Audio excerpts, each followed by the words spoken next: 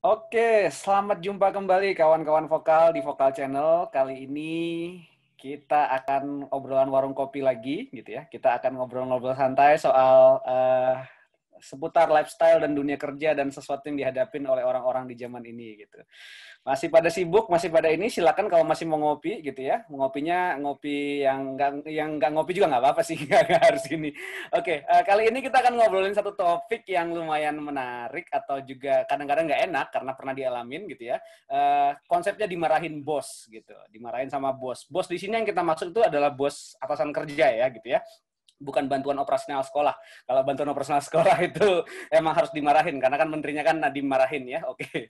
Oke, itu juga nggak benar. Oke, kita harus mulai dulu sekarang gitu. Nah, teman-teman waktu di kerjaan gitu ya, teman-teman kalau kerja di kantor, kerja di lembaga negara atau di pokoknya di banyak hal ya, di yang ada organisasinya biasanya memang ada seseorang yang ditempatkan sebagai atasan langsung gitu ya. Kadang-kadang pimpinan paling tinggi juga ada berjenjang beberapa kali gitu. Nah, metodenya sebenarnya ada pengawasan, ada kerja gitu ya, dan kadang-kadang memang karena ketidaksesuaian atau mungkin karena masalah-masalah lain gitu, kita akhirnya dapat marah dari bos gitu ya, dapat dimarahin gitu ya. Kadang-kadang mungkin juga sangat objektif, sangat rasional, tapi kadang-kadang mungkin juga agak di luar ekspektasi kita karena mungkin lebih subjektif kenapa dia marah gitu ya.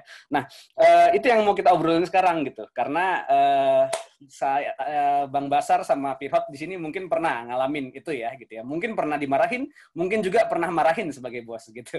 Nah, Yok dulu deh. Nih, gimana Yok? Pernah punya pengalaman dimarahin sebagai seorang bawahan misalnya? Oh sering lah, kan kacung kampret sih. Gitu. Nah, sebenarnya dimarahinnya kebanyakan karena gimana sih kalau kalau Yok sendiri? Atau memang ada yang beneran harus dimarahin atau karena memang kadang-kadang pernah juga ngalamin yang nggak harusnya dimarahin tapi dimarahin? Biasanya yang gue inget terakhir ya, itu gue dimarahin justru bukan karena kinerja sih, tapi karena kelakuan aja di kantor. Maksudnya hal Eh personal berarti, tentang pribadi. Iya, jadi waktu itu waktu itu ada kebijakan di kantor sebenarnya. Hmm. Kita tuh baru boleh minum bir itu setelah jam 5. Oke. Gue jam 6 udah minum, ya kan. Pemahaman gue adalah ya dulu di kantor yang lama, jadi kan kita pindah kantor nih, lokasi kantornya. Di lokasi kantor yang lama tuh lewat jam 5 setiap hari itu boleh minum bir. Hmm. Apapun lah, mau bir kayak mau whisky atau apapun. Ya, ya minuman. Ya, ya. Minuman alkohol kan. Nah di kantor yang baru, ya gue pahamnya begitu juga kan, cuma pindah lokasi kan, kantornya nggak pindah. Akhirnya gue minum lah jam 6, besoknya gue dimarahin. Nggak Itu tahu.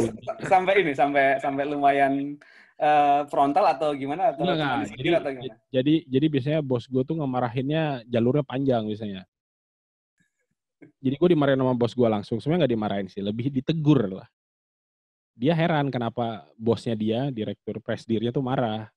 Hmm. Lu emang kenapa ngambil birnya berapa botol? Saya bilang, saya cuma ambil satu pak. Cuman ya jam 6.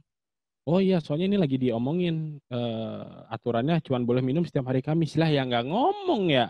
Kan kadang bingung juga ya, maksudnya aturannya belum ada, tadi gue udah dimarahin, cuman ya udahlah. Oke. Tapi kalau karena kinerja pernah nggak? Jarang gue, jarang. Terus Jarang gue ya. waktu Oh, itu karyawan bawa, berprestasi susah. bawa laptop pribadi ke kantor, itu dimarahin Oke. juga. Oke. Ya, Itu ya itu kan ada aturan-aturan memang ya kadang-kadang di perusahaan yang kadang-kadang kita nggak nyadar tapi ternyata memang ada ya ya. Benar. ada aturannya, boleh sebenarnya bawa laptop pribadi ke kantor. Cuman bos Hmm. gue aja rese. Ya, Gitu. menurut dia Oke. adalah kalau kantor udah ngasih laptop ya pakailah laptop kantor gitu, jangan pakai laptop pribadi. Oke. Padahal boleh tuh, ada kebijakannya. Kebijakannya tuh gimana kalau bawa laptop sendiri? Ya, ya udah. Ya gitu. Kalau Bang Basar gimana Bang? Pernah ngalamin dimarahin bos? Abang kan jarang pindah bos biasanya. Kalau aku karena bosku cuma satu, jadi dari dulu sampai sekarang bosku cuma satu kan. Nah, tapi bosku ini juga agak unik orangnya. Jadi kalau dia sudah merasa marah, tapi kita nggak nganggap dia marah gitu loh. Karena bahasanya halus, dia orangnya ya dengan bahasa yang santun lah ya. Dia orangnya lebih ke arah uh, kalau ngobrol itu kayak mungkin kalau buatku karena aku anggap dia sebagai abang. Jadi aku nggak anggap dia sebagai bos gitu.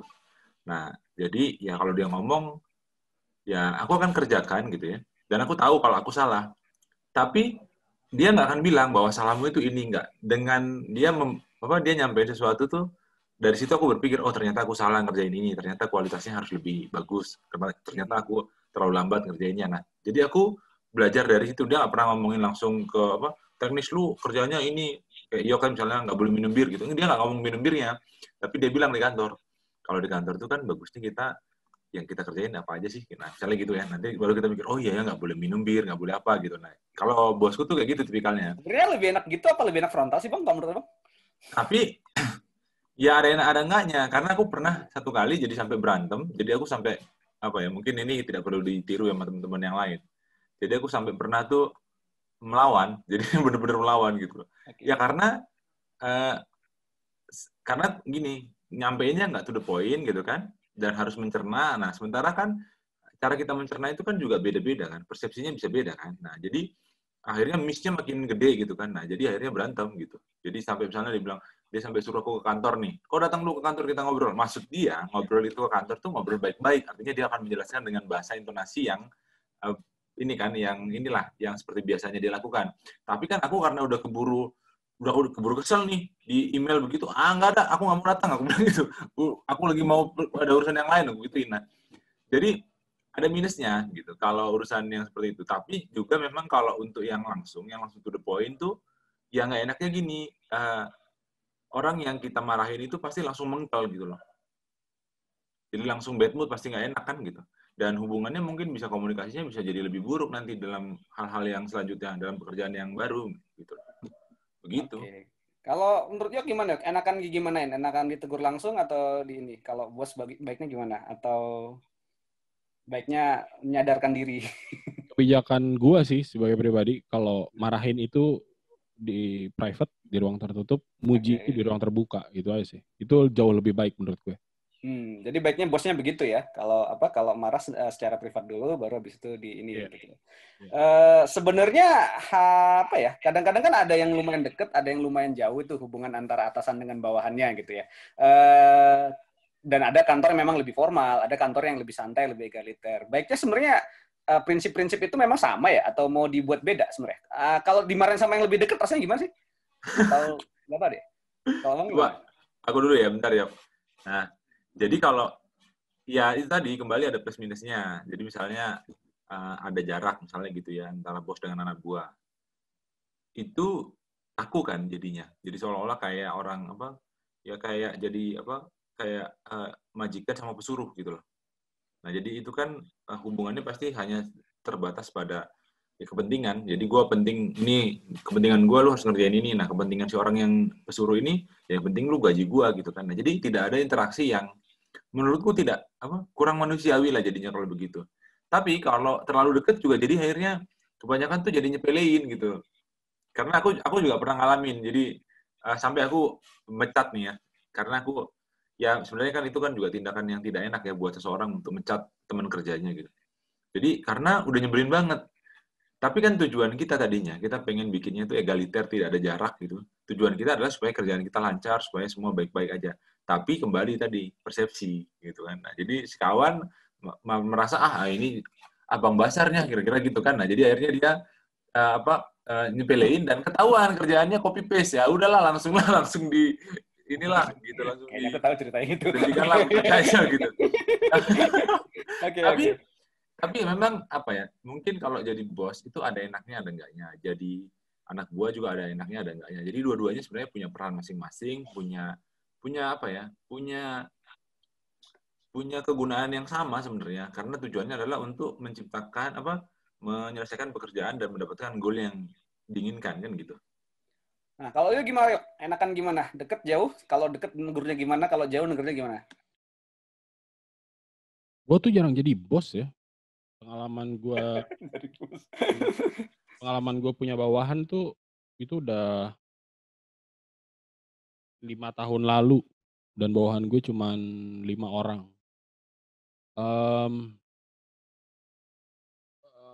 Jadi kalau soal marah-marahin, gue sih bener-bener ngelihat tergantung kerjaannya. Waktu itu gue sempet ngemarahin anak buah gue karena dia pas lagi ada rapat di kantor, tiba-tiba dia keluar tanpa izin. Maksudnya diskusi belum selesai, tiba-tiba dia main cabut aja gitu pergi. Ya. Terus nggak masuk-masuk lagi. Habis itu Enak banget hidupnya. iya, makanya kan makanya syukur kalau sekedar cuman ke toilet tanpa izin ya udahlah ya. Cuman kan ini dia sampai kita selesai dia nggak balik-balik, terus gua tanya, "Kenapa?" Ternyata ya dengan berbagai alasan ya akhirnya gua marahinnya tertutup. Mmm, kalau kalau masalah marahin atau enggak sih itu masalah preferensi gaya sih ya, karena ada beberapa orang yang sebagai atasan dia memilih untuk dekat dengan anak buahnya, atau dengan orang-orang yang dia supervisi. Ada juga yang, memilih untuk benar-benar hubungan mereka hanya sebatas jam kerja dari jam 8 sampai jam 6 sore gitu. Jadi tergantung pendekatan dan juga kultur kantornya. Kalau memang timnya kecil dan bukan yang kayak pabrik gitu yang satu bos, manajer, anak buahnya bisa Ya, banyak. 300 gitu, 50 atau 100, ya mungkin pendekatan-pendekatan personal itu bisa dipakai karena nggak terlalu memakan waktu. Kan lu bayang kalau misalnya yang harus dia awasi itu sekitar 50 orang, mana bisa pakai metode Sokratik kan, ngobrol, curhat, ya habis waktu lah, kapan kerjanya. Jadi ya tergantung situasi kantor, tergantung situasi struktur pekerjaannya dan juga, bagaimana gaya yang dia pilih, disesuaikan dengan si objektif dari si pelaku usahanya itu sendiri. Lu sendiri sebagai kalau bawahan lebih suka tipe yang mana? Lebih deket jadi anak negurnya atau agak berjarak sehingga nggak usah terlalu bawa baper gitu? Gua sih tergantung ya. Jadi,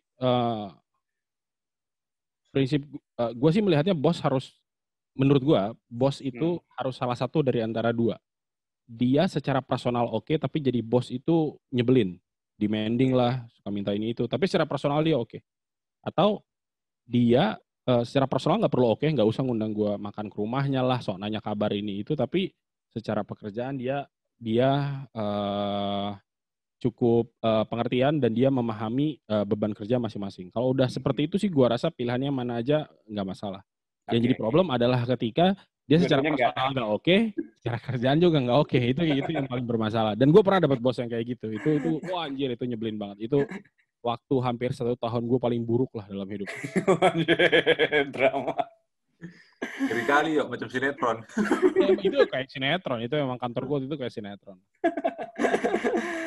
Aduh. Tapi emang ya itu ya, karena apa kadang-kadang memang bapernya apa ya? Maksudnya kalau ditegur karena kita salah dan emang ini memang ya Iya. walaupun bener salah kadang-kadang ini ya tetap ada baper ya, mau nggak mau ya.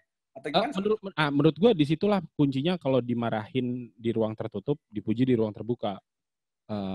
Ketika lu baper di ruang tertutup paling enggak ya udah, lu bapernya sama satu orang aja kan. Jadi lu nggak ada perasaan. Kadang orang tuh lebih berat menanggung rasa malu dimarahinnya gitu dibanding atas kesalahannya gitu. Itu yang sebenarnya paling repot. Makanya menurut gua terlepas dari gaya kepemimpinan leadershipnya kayak gimana, menurut gua yang paling tepat itu dimarahin harus di ruang tertutup. Oke. Karena jadi nggak macam-macam responnya. Ya. Menarik. Jadi kalau bisa memang seprivat mungkin ya. Jadi tidak ya, ini. Untuk marahinnya. Tapi sebenarnya kalau masalah gaya marahi, kadang-kadang kan ada yang sampai pakai kata-kata yang mungkin cukup tegas sampai kasar, atau ada yang cukup dengan kata-kata yang jelas menjelaskan kesalahannya aja gitu ya. Tersinggung atau nggak tersinggung tuh kadang-kadang relatif juga ya emangnya. Atau gimana sih? Atau tergantung suasana pas lagi dimarahinnya gitu. Ya tersinggung kan harus kita yang kontrol ya. Itu sih. Jadi ya. Kamu udah jadi sekup-sekup kapitalis, kamu tidak mementingkan rasa lagi kamu. Tersinggung kita yang kontrol. Tapi ya itu kata tergantung kita nanggepinnya seperti apa kan. Kalau ya benar yang dibilang Sio. Jadi sebenarnya tergantung apa ya, kalau dalam dunia kerja tuh kan kita dilatih lah ya, mesti kematangan emosional kita tuh berbanding lurus dengan pengalaman kita bekerja gitu. Karena itu berkaitan dengan komunikasi kan, dengan bos, dengan anak buah, dengan yang lain-lain, dengan teman kerja sekantor. Jadi ya kembali ke kita, tapi memang ada juga faktor lain yang menyebabkan kenapa orang tersinggung. Cara orang memarahi kita. Jadi cara memarahi itu kan juga ada triknya ya. Artinya nggak bisa langsung ngomongnya tuh kasar. Kan banyak yang begitu ya. Nah, akhirnya jadinya besoknya juga langsung keluar tuh si anak yang dimarahinya. Apalagi misalnya di zaman sekarang nih. Anak-anak zaman sekarang nih nggak bisa kayak seperti zaman kita dibikin. Misalnya, maaf kata ya, misalnya dibilang, kamu kok bodoh banget sih ngerjain ini aja nggak bisa gitu. Besok langsung keluar dia, Pak. Kalau kita udah sampai digoblok-goblokin pun tetapnya kita kerja di situ kan. Karena itu berkaitan dengan mental juga dan ya pengalaman kerja juga gitu kan. Itu bedanya aku kalau ngelihatnya gitu loh. Nah, Ya sih, tapi juga memang karena sekarang memang banyak pilihan juga ya, mau kerja di mana dan di ini juga, jadi orang iya. memang lebih suka pindah. Itu yang kita pernah bahas juga soal pindah kerja memang, soal itunya Hmm. gitu. Tapi ya memang baper mungkin ya, karena kadang-kadang ada ini Bang, kadang-kadang ada orang yang cukup bagus sebenarnya kerjanya gitu, tapi sekali ditegur begitu bawa baper langsung anjlok gitu, langsung ya gitulah. Mungkin karena di rumah jarang dimarahin kali ya, atau karena jarang-jarang ngalamin situasi yang gitu. Jarang gagal, jadinya Hmm. nggak tahu pas dimarahin harus bersikap seperti apa. Iya ya, karena ya take it personal kadang-kadang. Ya walaupun memang benar sih itu masalah personal juga gitu, tapi ya Ya, itu. gua waktu dimarahin tuh secara personal ada lah gue masalah kinerja ada. Hmm. Nggak berarti gue nggak ada masalah kinerja, ada gue sempat dimarahin secara personal. Gue down 1 hari, tapi ya udah abis itu kan lu butuh bayar tagihan, kerja lah, itu aja udah. Lu ada utang, Iya, bayar betul aja. juga, Pak. Bayar tagihan ya, mau gimana kan? Ujung-ujungnya balik lagi ke situ kan. Kalau pundung nggak digaji, mau resign nggak digaji, ya udah. Oke. Ini cukup segini ya kalau kita obrolin atau mau dipanjangin lagi nih? Kalau mau Sharing-sharing. dipanjangin bisa macam-macam. Ada beberapa yang misalnya bos-bos itu yang dia marahin orang itu bisa serampangan banget, tapi dia dimarahin balik tuh juga nggak keberatan. Ada juga yang kayak begitu. Ya, diserang balik bisa. Gue ada tuh sempat dulu bos gue lama tuh kayak begitu. Jadi dia ngehina tulisan gue hina balik tulisan dia nggak keberatan. Oke. Jadi enak yang kayak begitu kan, maksud gue ya yang Fair. kayak begitu Itu jauh fair. lebih enak gitu. Meskipun yang herannya gue setelah gue ngobrol ke beberapa teman gue yang pernah kerja bareng dia heran kok sama gue tahan. Kok gue tahan kerja sama dia, sementara yang lain nggak tahan kerja sama dia. Killer bos gitu. Pas gue bilang, ya lu kalau lu dihina, ketika dia bisa dihina, lu hina balik aja, gue bilang kan. Oh gitu, ya gimana? Nah itu pertanyaan juga nih, menurut Bang Basar gimana? Boleh nggak sih bawahan marahin atasan? Sebenarnya boleh. Dan berarti gini maksudnya kan, jadi kalau dia marahin sebenarnya itu boleh, tapi memang kan kita harus nge-tricky ya. Cara marahin itu kan mungkin bisa banyak cara. Jadi misalnya kayak gini, aku kan dulu posisinya waktu di perusahaan animasi kan direktur keempat. Nah, ada direktur utama kan. Nah, 3 direktur yang lain tuh termasuk aku.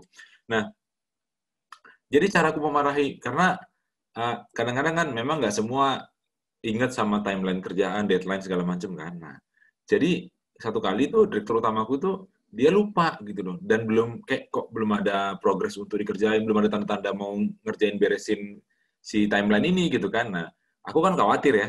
Lalu aku nggak mungkin aku misalnya marahin dia, lu kok lupa sih, ini gimana sih nggak dikerjain? Nggak mungkin kan, besok bisa dipecat tawa ya kan.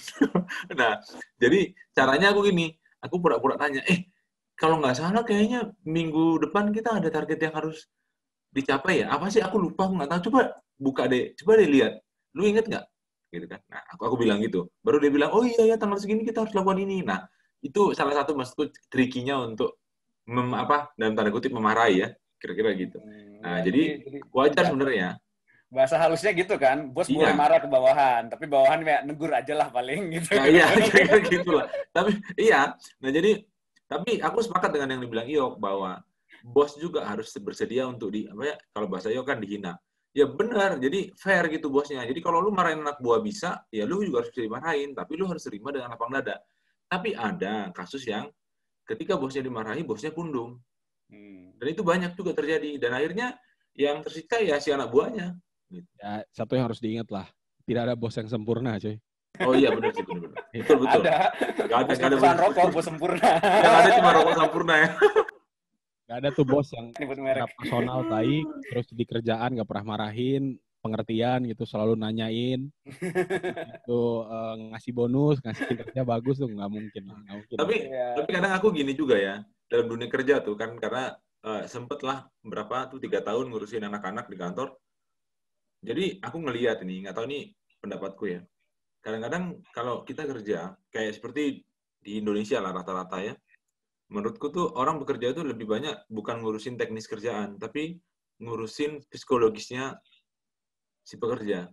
Jadi misalnya ngeladenin dia curhat, kadang-kadang, aduh ini nyokap gue gini-gini, terus pacar gue segala macam. Jadi akhirnya kita kebanyakan dengar ceritanya dia, dan itu mengurangi produktivitas kerjaan kan. Nah itu terjadi. Nah jadi kadang-kadang kalau kadang-kadang mikir gini, kan kita akan digantikan dengan mesin beberapa pekerjaan ya, dan udah on progress nih, akan digantikan dengan robot. Nah, mungkin ya bisa jadi karena corporate-nya juga mungkin mikir, ini daripada gue mikirin curhatannya orang terus, daripada ini, mendingan udah gue suruh robot yang kerja lah, kira-kira gitu. Menurutku sih ya. Oke, beberapa perusahaan kadang-kadang mengatasi itu dengan ini loh Bang. Maksudnya apa? Adalah momen-momen gathering, momen apa gitu, di mana orang lebih santai, lebih bebas, lebih ini gitu kan. Tapi itu ngaruh nggak sih sebenarnya kalau kayak gitu? Momen-momen yang apalah, team building, apalah, whatever gitu yang kadang-kadang ini bikin training bareng-bareng. Di perusahaan lo ada nggak ya gitu? Buat gue ya, ini untungnya gue di kantor gue yang sekarang itu bullshit team building tuh nggak ada. Nggak ada ya. Lu outbound dari kantor gitu ya. Terus ada sok-sok game yang teamwork, segala macam bullshit. Nggak ada juga dampaknya ke kinerja. Nggak ada. Itu bullshit sebenarnya. Sama kayak, jadi menurut gue tuh ada dua yang bullshit. Satu yang outbound, yang ngomongin soal teamwork, dengan segala yel-yel lah, dengan segala mnemonic device-nya bullshit apa misalnya itu. Bagian kini apa, marketing gitu. Apa, terus sama, biasanya sama yang training leadership. Menurut gue. Ya. Bullshit. Iya. Aduh. Kalau nggak tahu, aku sepakat dengan Niyok dalam hal gini, bahwa memang tidak besar pengaruhnya. Ada tapi kecil, mungkin 10-20% aja. Jadi sebenarnya itu kayak, karena kan di kantor kan kita kalau bekerja kan nggak selalu hubungannya baik dari secara komunikasi maupun tektokan kerjaan. Nah, jadi kan ada yang misalnya perang dingin, ada yang diem-dieman ini, jadi kayak ngobrol pun terpaksa karena kerjaan gitu kan, karena sebelumnya udah berantem gitu kan. Nah, jadi paling untuk mencairkan itu aja. Tapi kalau untuk kayak meningkatkan produktivitas segala efisiensi, aku rasa itu kecil sekali kemungkinannya. Kalau pengalaman kita sih gitu. Tapi kita senang kalau diajakin misalnya outbound ya senang, misalnya arung jeram, terus jalan-jalan ya senang. Jalan-jalan senang, makannya enak-enak. Kalau kayak gitu mah judulnya jalan-jalan aja, nggak usah pakai apa team building dan segala macam. Tapi biasanya ada beberapa perusahaan, termasuk kayak di kantor gue itu ada yang namanya antara dia review kinerja per kuartal ataupun sebulan sekali mentoring, biasanya begitu. One on one. Biasanya justru yang kayak begitu yang lebih mengena, karena kan ya lu langsung ngomong keberatan lu apa, habis itu situasi yang lagi dihadapi apa. Tapi ya dialokasikan aja waktunya, jadi nggak setiap hari harus melayani curhat gitu. Jadi kasih tahu pas misalnya sebulan sekali atau sekali dalam setiap kuartal kondisi saya lagi begini, saya mohon cuti Pak atau gimana gitu. Jadi langsung di contain, dikompartementalisasi kalau istilah bahasanya bahasa apa itu? Kompartementalisasi, walah. Oke. Kompartementalisasi. Oke, teman-teman kalau ngelihat bos sendiri kadang-kadang ini ngaruh nggak sih? Maksudnya tadi kan kita udah bahas soal gaya kepemimpinan, tapi kalau kayak hal-hal lain misalnya kayak rentang umur, gender, terus latar belakang atau kesamaan tertentu, etnisitas atau something gitu, sebenarnya kedekatan-kedekatan yang gitu ngaruh nggak sih kalau jadi akhirnya dalam konteks marahin nggak marahin atau ini seberapa besar sih kalau hal kayak gitu? Atau pernah ada pengalaman tersendiri nggak terkait salah satu dari itu, entah gender, entah usia, entah apa gitu, ngaruh nggak? Gua masih belum tahu rasanya dipimpin sama yang lebih muda. Itu aja sih. Oke. Gua tahu dealingnya sama bos gue yang lebih muda, meskipun itu 1 tahun gitu ya. Gue belum pernah tahu rasanya. Jadi selama ini dari gue pertama kali kerja sampai sekarang, bos gue selalu lebih tua. Jadi faktor lainnya kayak faktor etnisitas, faktor gender nggak? Belum pernah sama bos cewek ya? Seksis nggak sih gue kalau ngomongin soal gender? Nanti gue nggak apa-apa, ya menurut lo aja kan menurut lo bener menurut lo. Ada satu komentar dari teman gue di kantor yang sebelum sekarang, dia bilang gini, kantor ini udah kebanyakan cewek. Jadi waktu itu 60 atau 70% itu cewek. Cowoknya tuh dari 13 tuh cuman 3 orang, 4 orang. Isinya semuanya cewek. Waktu itu plus masuk bosnya cewek. Kan jadi bahkan yang wanita-wanita itu pun sendiri mengakui ketika semuanya ada cewek, ya akan berpengaruh dalam lingkungan kerja. Karena biar bagaimanapun ada hal-hal yang nggak bisa dihindari sama wanita. Terutama secara biologis misalnya. Masalah jadwal ini. Masalah datang bulan gitu ya. Itu kan akan berpengaruh ke hormon dan mood kan ya. Ya. Itu udah nggak bisa dihindari lah. Itu bukan kelemahan ya, itu ya fakta yang terjadi kan, dan itu berpengaruh ke lingkungan kerja. Dan itu sejujurnya waktu itu sama gue ngaruh banget waktu pas bos gue yang itu, yang cewek. Jadi agak sedikit lebih apa ya, lebih memusingkan lah untuk berurusan.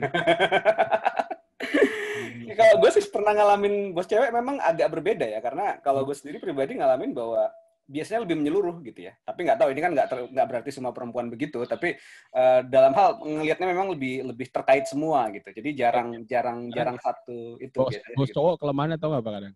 Kadang sering ngegampangin. Gampang lah itu. Ya. Kayak gitu tuh. Itu sesuatu yang ya bukan karena masalah ini ya biologisnya, tapi itu masalah ini ya memang karena struktur masyarakat kita membuat pola pikirnya rata-rata kebanyakan begitu gitu. Itu jadi yang ya mungkin. Abang gimana Bang? Ada hal lain nggak yang ngaruh selain masalah tadi gaya kepemimpinan? Aku sih nggak pernah juga memang dipimpin sama yang lebih muda, belum pernah punya pengalaman. Oke. Kalaupun bekerja sama mereka itu sebagai mitra biasanya, tidak jadi atasan, dan aku lebih setuju memang karena lebih nyaman dengan bos yang di atasku usianya gitu ya. Dan yang paling penting kalau buatku adalah orang yang lebih punya pengalaman.